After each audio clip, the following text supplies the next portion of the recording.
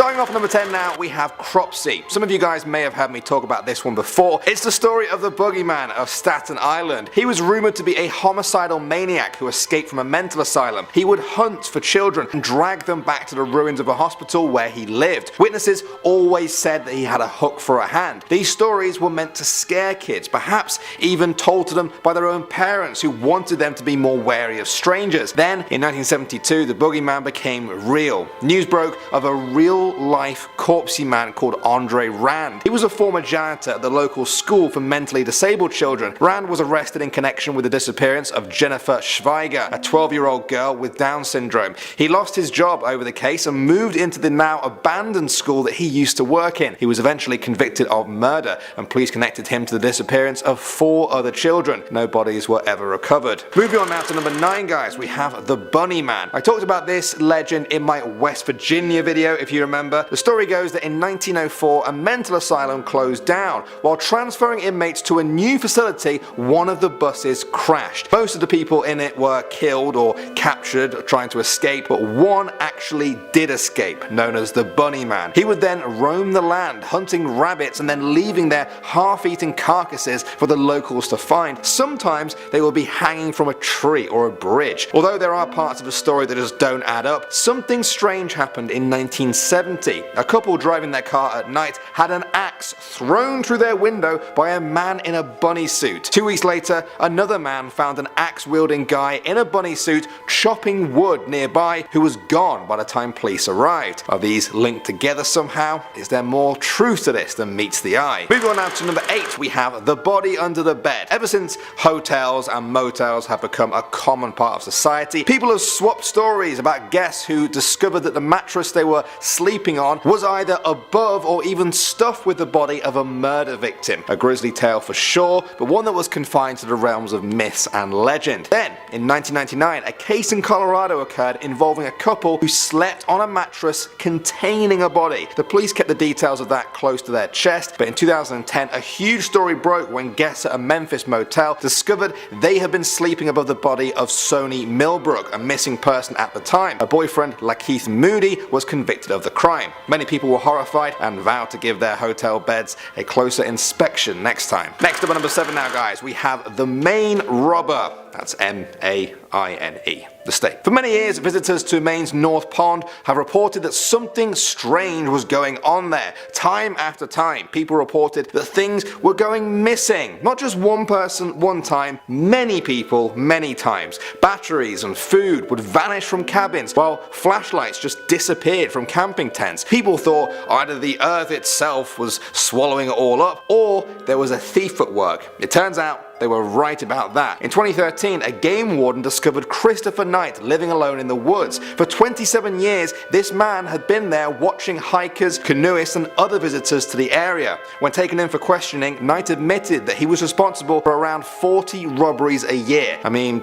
stealing batteries is one thing, but I feel like if you were being watched all those years and then you were proven right about it, that would be even creepier. At the number 6 spot now, we have the Falling Lawyer. Now, I've lived in Toronto for quite a few years now, and I've personally heard this story floating around the place, but I never thought it was actually true until now. They say that years ago there was a lawyer who loved to show off how strong his office windows were in his building that overlooked the city. Every time someone came to visit, he would take a long run up, jump, and hurl himself right into the window. Sure enough, the window would remain intact, although we'll never know if this actually impressed his visitors. Well, this lawyer was real, and his name was Gary Hoy. He was a senior partner at his firm with an office on the 24th floor. On July 9th, 1993, some law students came to visit. He took his usual leap at the window, but this time, after years of it being weakened, it smashed. Gary plummeted to his death, and the improbable story became somewhat of a local legend. Next up at number 5 now, we have the Puebla's secrets. For many years, longer than people can even remember, the people of Puebla in Mexico have talked about the tunnels. Secret tunnels that were built under their city by the Spanish conquistadors in the 1500s. It's been almost half a millennia since then, and the stories became legend. People looked for them, but they found nothing. The tunnels became a myth, something to scare the kids into believing there was a dark maze of caverns beneath them. In 2014, construction workers were in the middle of an urban remodeling project when they stumbled upon an old tunnel. Surely the legends weren't true. The Puebla History Center took over the site to investigate, and yes, it was the fabled tunnels people had spoken about. They determined the tunnels were built in 1531, right after the city was founded. Members of the Catholic Church supposedly used the tunnels to transport treasure and other property in and out of the city without people knowing about it. Part of the tunnels are now open to the public, giving you the chance to walk through the dark halls of an urban legend that came true. Coming in number 4 now, guys, we have the alligators. I definitely talked about this one in our New York urban legends video. Many years ago in New York, people would say that there were alligators in the sewers below the city. They said a young boy once flushed his pet alligator down the toilet. Years later, he reached into the sewer grate to retrieve a lost baseball. At that moment, a fully grown alligator leapt up from below and ripped his arm clean off, the same alligator he had flushed away. Many people dismissed the whole story. Alligators,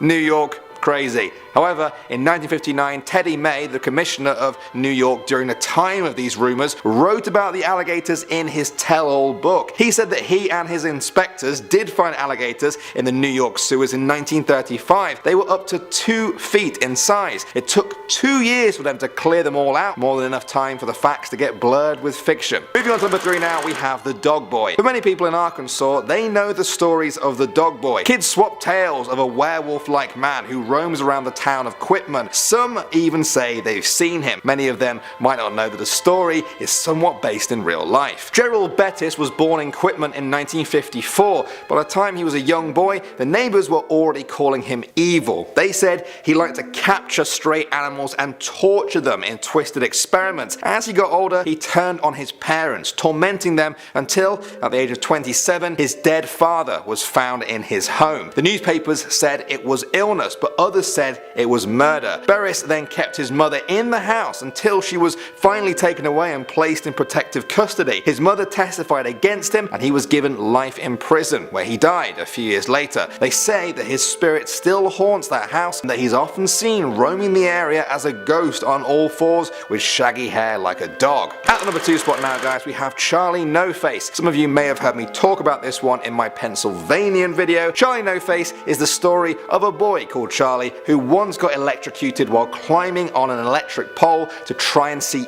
into a bird's nest. He was horrifically disfigured. His face had practically melted off. Eyes, nose, mouth, one of his ears and one of his arms all completely gone. It also turned his skin a sickly green. Somehow he survived and lived out his life in the small town, rarely showing his face to the other locals. People would share the story of Charlie No Face, but because nobody saw him, the story became nothing more than an urban legend. But it wasn't. The story was actually true, all except for the name. Charlie's real name was Raymond Robinson. He was friendly to people whenever they saw him, and he wasn't responsible for the many hauntings that became associated with the legend. And finally, number 1 now, we have Polybius. You may remember this from my video game Urban Legends video. Polybius was the name of an arcade game which kids in Portland got addicted to in 1981. Whenever they were forced off it, they felt nauseous, stressed, or even had seizures. Some people noticed the game was being serviced a lot more than usual. Instead of once a month, Polybius was being checked by men in black suits every single week. They would copy its hard drive, leave all of the money, and then be gone until the next week. People believed they were from the CIA and that Polybius was all part of a mind control program that sent subliminal messages to its players. While a lot of this is debatable, there really was a kid who got sick during an arcade marathon contest in Portland in 1981. A few days after that, federal agents really did seize a load of arcade cabinets. They said it was all part of a major gambling bust. This is where people tend to differ in opinion. Some say that the story of Polybius was inspired by the events, others say the events are proof of the story. Urban legends and truth. Together they make something better than either of them,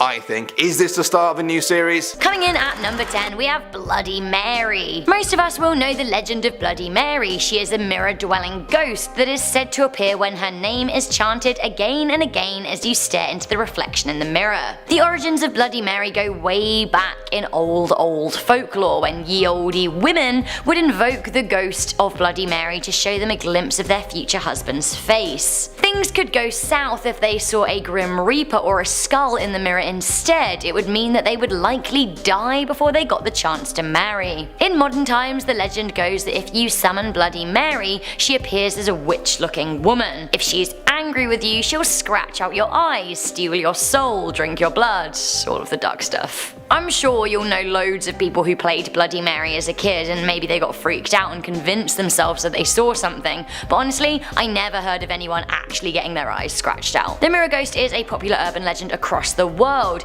In Japan, they have something very similar in the form of Hanako-san. Coming in at number 9, we have the Ghost Pushers of Gravity Hill. In almost every ghostly urban legend video I have done, especially those in the United States, there has been a phenomena of a car being pushed up a hill by some kind of otherworldly being. This story tends to involve a car accident in that very same spot and helpful ghosts who want to save you. One example of the legend will be, say, on a rail track. The legend will say that in this very spot 37 years ago, a bus filled with kids died when it got struck on the tracks. Now, if you park the car there these days and wait, your car will miraculously be pushed over the tracks by helpful tiny dead kid hands. Creepy. Too far? Other versions take place on hills where cars have rolled backwards and caused fatal accidents, only for ghosts to remain in that very same spot. There are legends like these literally all over the world. There's Confusion Hill in California, Magnetic Mountain in Canada, Moonbee in Australia, the Magic Route of France, Hangman's Hill in Essex, UK, so on and so forth. They're literally everywhere. Generally speaking, naysayers will claim that these so-called phenomenon are a trick of the light, like water appearing to run uphill. Coming into number 8, we have walking on gravestones. Have you ever felt a shiver unexpectedly? Well, folklore and urban legend have said that if this happens to you, someone has walked on your gravestone. This suggests that somewhere there's a future in which you're dead and buried, but somehow you feel it right now. The urban legend also suggests that we should never step on another person's grave for this very reason. We may send a shiver down someone's spine or anger their spirit, which may just follow us beyond their final resting place. Honestly, beyond that, it's just kind of disrespectful to step on someone's grave. Coming into number 7, we have the ghost train. A classic ghost train. I'm not talking about the fairground ride, although since Goosebumps there has also been a lot of haunted ride urban legends. When I say ghost train, I mean the ghost of an actual train thundering at breakneck speed only to disappear out of sight. Or perhaps strange headlights in the distance near an old abandoned track. Or a smell of a steam engine and a puff of smoke coming from nowhere. There are thousands of ghost train legends. The St. Louis Lights, Stockholm's Silver Pylon, Abraham Lincoln's funeral train, and more. Okay, next up I will see your ghost train and raise you a scary ghost ship. Coming into number 6, we have the Flying Dutchman. The Flying Dutchman is the most famous of the ghost ship urban legends, and it dates back to the 1700s, a high time for seafaring. It refers to a doomed Dutch man-of-war ship.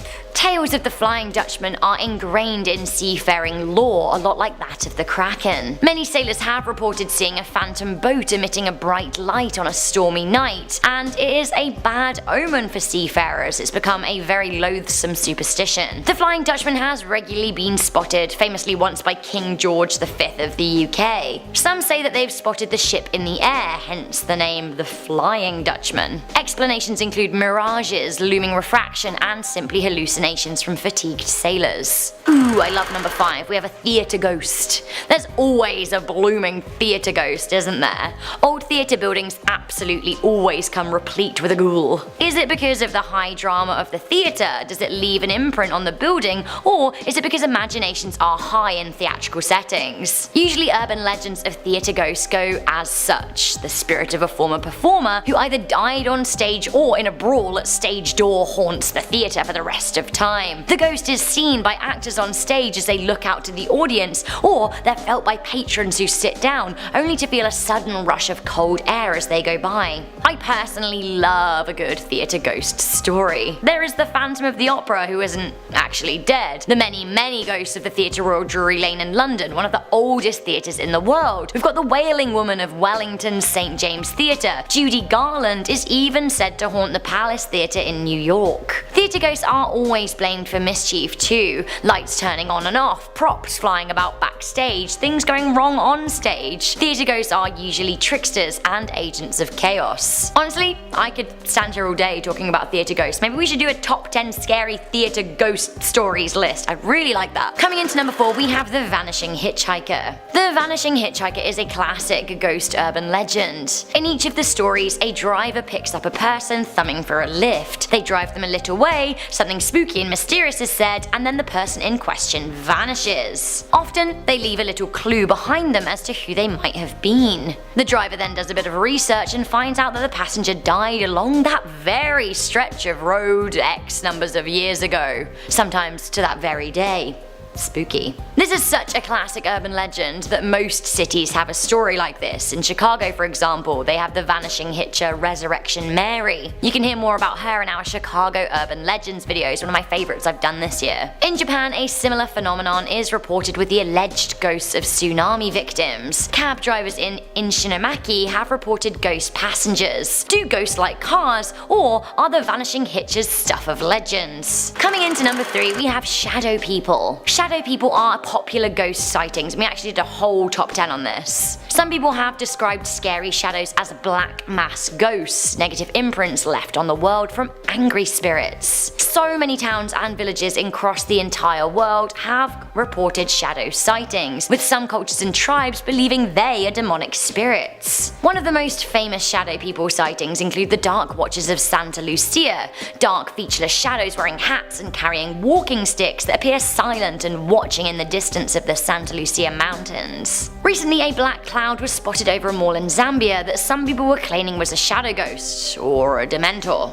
Was a shadow ghost the contents of our number 2? We have The Ghost in a Jar. The Ghost in a Jar is one of my favourite ghostly urban legends ever. While there have been many stories of spirits being trapped in objects, the Ghost in a Jar story went viral and inspired imaginations across the world. The story goes that in 2003, TJ 101 of Arkansas listed a jar containing, I quote, a black thing. The lister said they dug up the jar near a church in the 1980s, and since then they had been plagued by a black shadow. The jar is painted black and red on the inside and is also covered in strange symbols. If the jar is so creepy, why did it take the owner 20 years to get rid of it?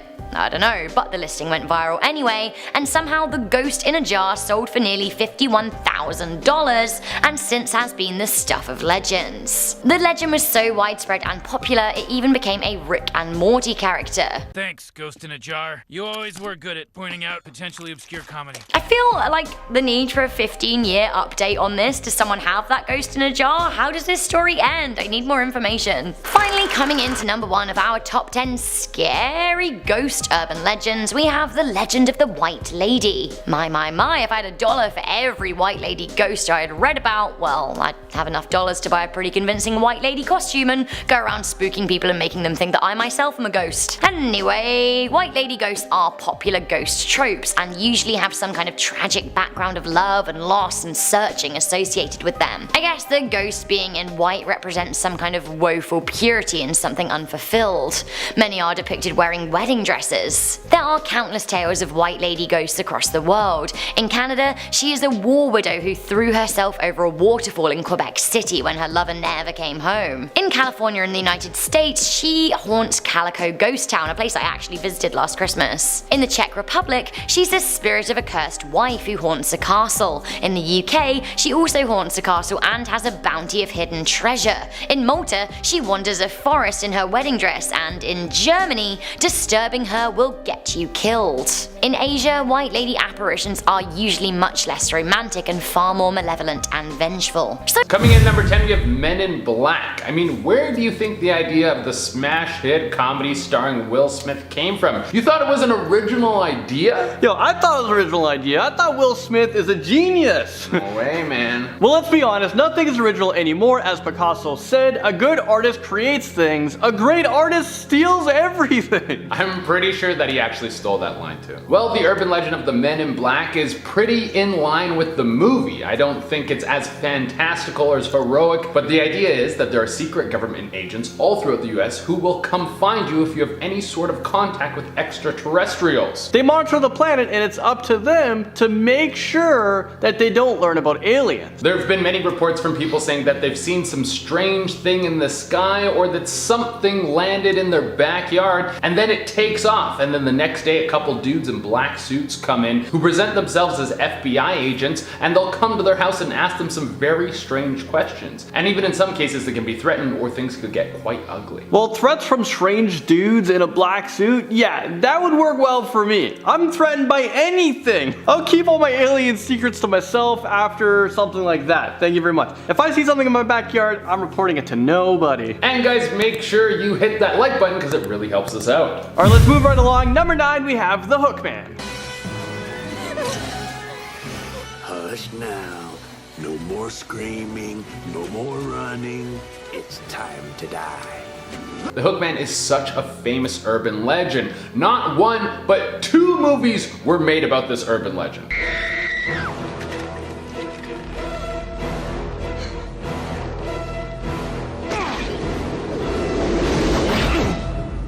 Coming in number 8, we have skinwalkers. This is one of the oldest Native American legends, and the legend has stretched into our folklore as we see skinwalkers represented in television and movies all the time. The true form of a skinwalker is unknown. I mean, Che right here could be a skinwalker right now. We don't know his true form. Well, some people say that they start off as humans and then they get the ability to transform, and others say they are truly beasts who can turn into humans and other creatures to try to fool us. But at the end of the day, does it really matter what the true form of a shapeshifter is? They can become whatever they want. You think after being a certain form for a while, you forget what it's like to be your true self. It would be like method acting when you get too into a role and you can't remember who you really are. Well, maybe Daniel Day-Lewis is a skinwalker and he's just not as evil as the rest. Skinwalkers have been known to use their powers of transformation to lure people into traps and kill them. Sometimes it's said that they can use parts of dead humans as food, and other stories tell of them needing human parts for rituals to continue their shape-shifting ways. And at number 7, the abominable snowman. Abominable snowman sighting in Spain caught on camera. That's right, folks.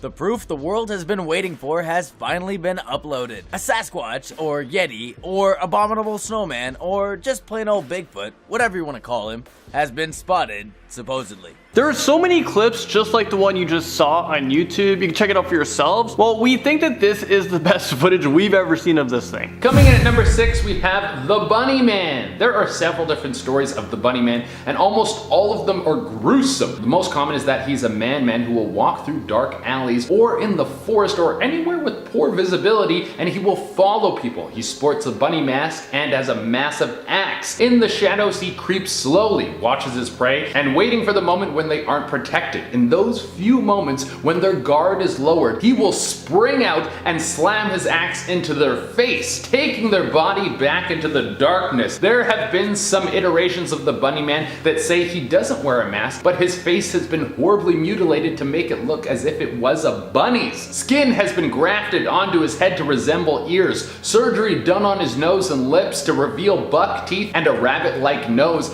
and disgusting scarring all over his once human image. This disfiguration that happened to him is what caused him to go mad. Moving right along, just like that, number 5, Mothman.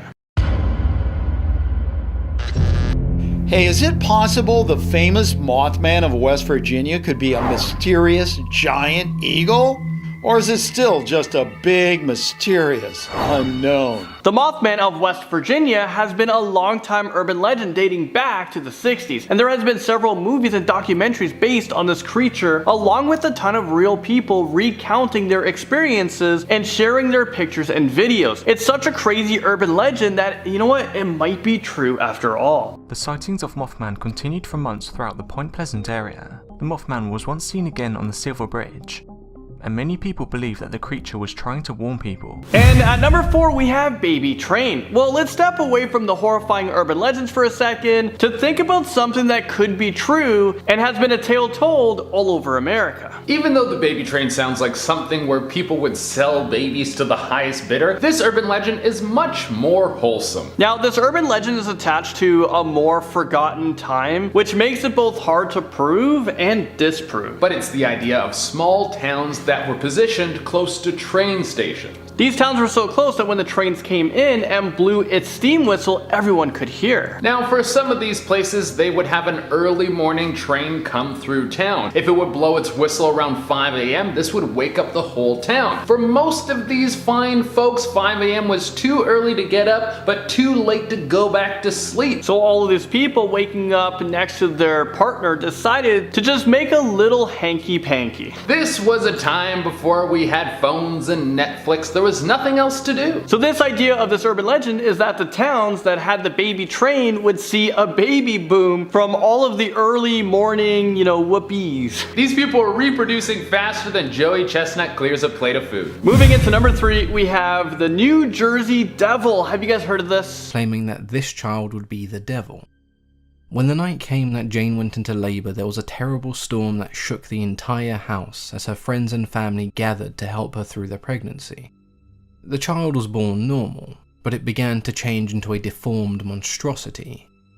Its feet turned into hooves, its head resembled a goat. Leathery wings sprouted from its back, and a forked tail whipped violently around the room. The child screamed and thrashed its tail at anyone trying to hold it down. This is a crazy tale that might actually just be true, considering the NHL team is named the New Jersey Devils. Could this be because of this urban legend? Rumor has it a woman had her 13th baby and said, "Let the child be the devil." Although they tried to exorcise it, shoot it, and kill it, it was deemed indestructible. And there have been 13 sightings of this creature throughout history, so it's gotta be true. 13 people have seen it. Coming in number 2, we have Charman. We had a couple sweet points in a row, and that's the only nice ones you're gonna get. For a second I thought you were gonna say Charmander, because I was like, that's real. Pokemon are real. They are. But in this situation, we're talking about Charman, which isn't Charmander. Well, Charman is one of the most horrifying urban legends to come out of America. It combines some classic tales with some very specific details that make it seem like the whole thing could be true. The story starts back in 1948. There was a house fire. A father and his son tried to escape unharmed, but the flames are too strong, and the two of them are burned all over their body. While waiting for help to arrive, the son is looking at his disfigured self and loses his mind. He then kills his own father. Is this real life right now? When help eventually does arrive, the son lays on the ground and the police think that the boy, well, he's dead from how badly he's burnt. They leave for a moment and uses this as an opportunity to escape. From this point, he has to live in the woods, hunting down people and killing them, taking what he can so he can continue to survive in the wilderness and feed his insane bloodlust without anyone finding him. And coming in the number 1 spot, we have the Boggy Creek Monster, aka Bigfoot, aka the Southern Sasquatch. In the early 1970s, the media had a field day about a creature known as the Boggy Creek Monster, aka the Southern Sasquatch. The Boggy Creek Monster was being reported on in the news because it was accused of attacking a local family, as well as destroying and stalking livestock. This one tops our list because this might be the most famous urban legend creature that might be real of all time. Have you spotted one before? A Sasquatch? Yeah. Real life? Yeah. No. Have you? No. I wanted the anticipation to be like, oh, has he? No. And it was like, absolutely. I've never seen it. No. Well, there's been 5 feature films that have been made about this specific folklore, urban legend, and countless other documentaries exist as well. The whole town has even turned this guy into a tourist attraction in the surrounding town.